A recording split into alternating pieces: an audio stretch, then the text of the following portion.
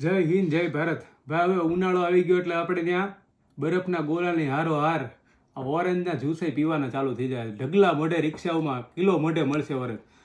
હવે આપણે ત્યાં ઓરેન્જ બધા ખાવી નહીં, આ ઓરેન્જ ખાવી છે બરાબર. આ ઇન્ડિયન ઓરેન્જ આપણે ગણીએ એને. અને આ એક નવું ઓરેન્જ છે, આ સ્પેનથી આવે છે. હું તમને બેનો ડિફરન્ટ બતાવું. જુઓ, હવે આપણું આ ઇન્ડિયન ઓરેન્જ છે, આ લીંબુ જેવું પીળું બરાબર છે. આ ખાટું નીકળે, ગળું નીકળે, કાંઈ નક્કી ન હોય. અને આ છે સ્પેનનું ઓરેન્જ. આનું નામ છે બ્લડ ઓરેન્જ. આના તમે રસ કાઢો ને તો બ્લડ જેવો નીકળે, બ્લડ જેવો. આ એટલે આનું નામ બ્લડ ઓરેન્જ છે. આ સ્પેનથી અને ઇટલીથી આવે છે. આ ઓરેન્જ કરતાં આનો 1.5 ગણો ભાવ છે અહીંયા.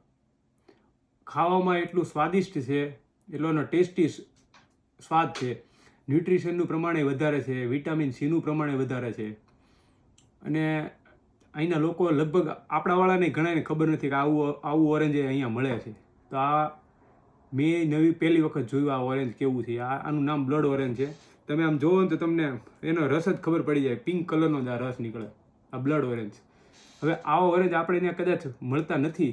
જો મળતા હોય ને તો લેજો. થોડા મોંઘા પડશે, પણ આ ઓરેન્જ કરતાં ડબલ ફાયદો તમને થશે. જય હિન્દ જય ભારત.